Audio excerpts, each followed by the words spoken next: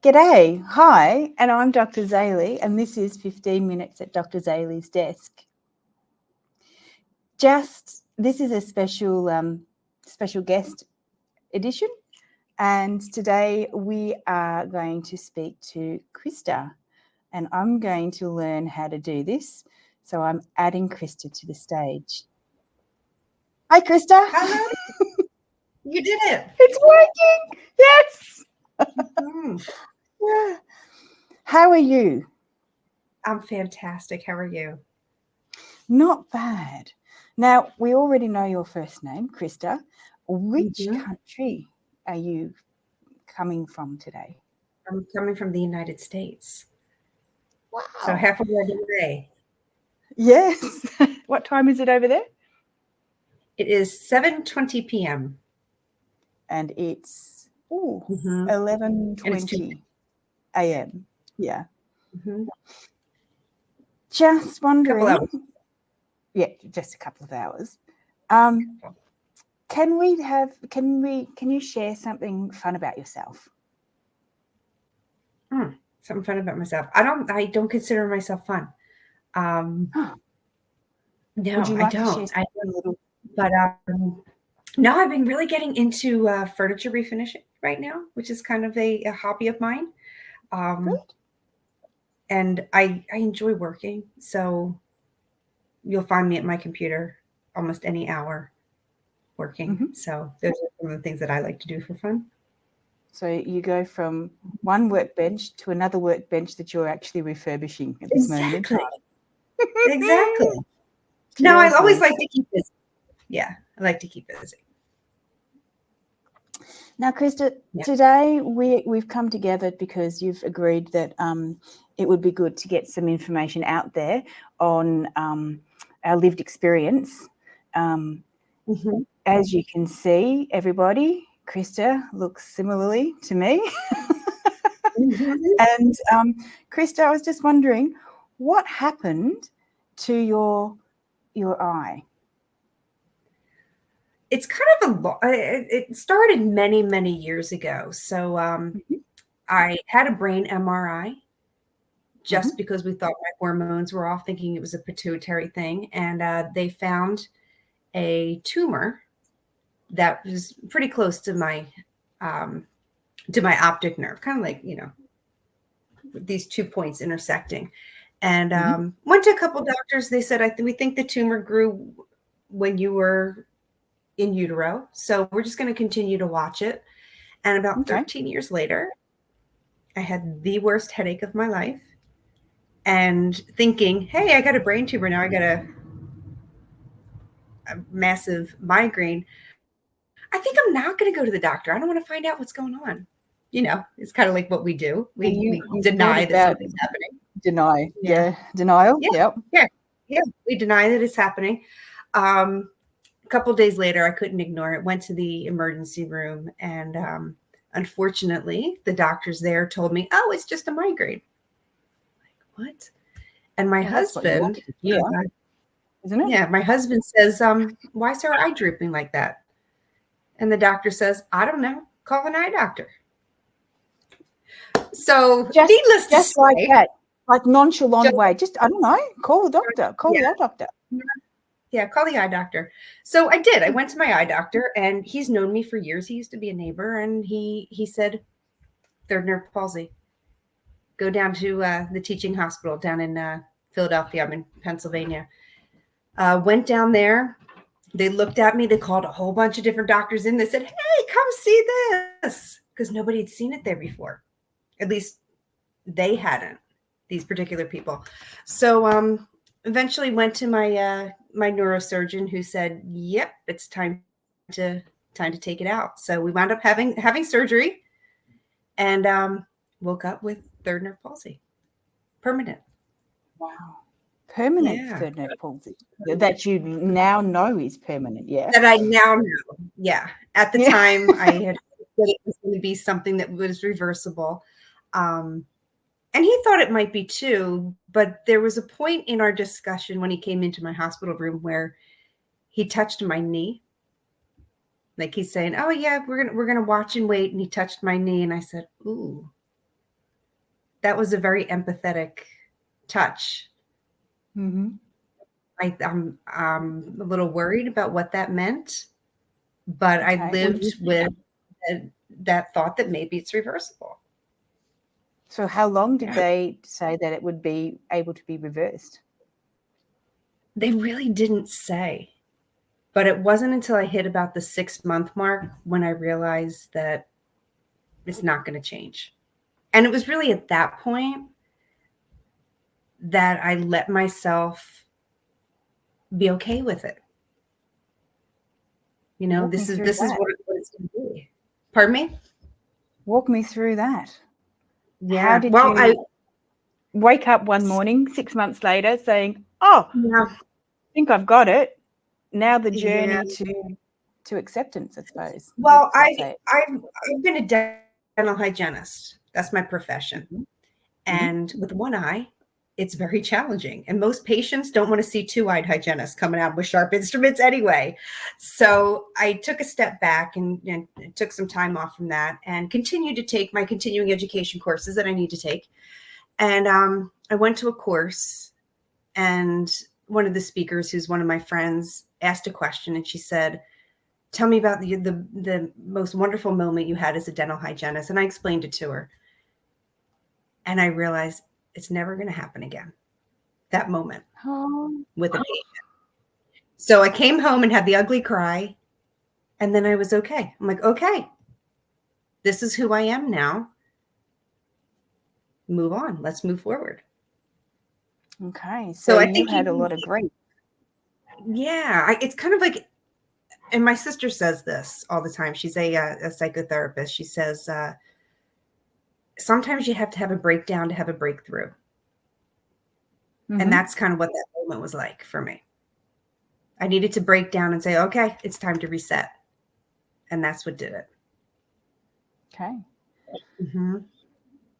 That is very. How long before? Like, I mean, you had the 6-month process of will it not, will it not, Mm-hmm. and you have had that lovely touch of your eye doctor's hand on your knee, that empathetic knee, that touch that was like, oh, I'm not quite sure what that meant, Mm-hmm. but it was Exactly. empathetic. So that was terrific that you'd had a good relationship with him, and then you pick that up. You're able to discern something's not. That means something, but I'm not quite sure what it means. Mm-hmm. But you picked it up. Exactly. Mm-hmm. So when you were, take me back to when you were first diagnosed, because my question was, what is your diagnosis? And it's living with third nerve palsy, the same as me. So Mm-hmm. hi guys, everybody. We're two together. We're two peas in a pod. Right. Exactly. So you were saying that when you had the migraine, you really didn't want to know what was happening, and then your husband said, "No, you got to go in." And what were your feelings when he first said, "You're going to live with third nerve palsy"? Nobody really ever said it. What did they say Nobody ever. instead? Yeah. Nobody ever said it. They just said, well, it looks like your nerve was damaged, and I'm going to give it some time to repair, and we'll see what happens. Really, I've never. I guess I've told. To be honest, I don't think I've ever been diagnosed. Wow. So they just say that you've got damage to, you're living with damage to your third optic nerve. Mm-hmm. Yeah, I know. So, It's. I think everybody was hoping for the best, but it just didn't work out that way. were you And I hoping don't for the want to say best? it's not a negative. No, It's not a negative. It's just different. it is different. That's It is all it is. different, It's just different.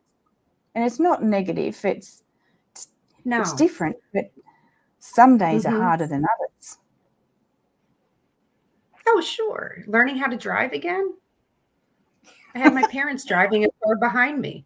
to make sure, and on the telephone at the same time on speakerphone, okay, go a little bit more to the left, a little bit more to the left. Okay, you're right where you need to be. So relearning those things. So walk me through some of those relearning things.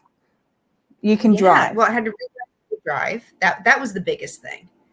Watching where I'm walking, because your depth perception is off. It's not the same. And really, those are the only major changes that Pouring I really water had to make. into a container, putting toothpaste on your toothpaste, toothpaste sometimes and toothbrush. Put my finger on the top of the cup, and then when I pour something into it, I feel it. Yeah. Providing it's not boiling hot water. Right, exactly. And yeah, there's times where I miss my toothbrush, sure. Somebody hands me something, I'm about an inch away.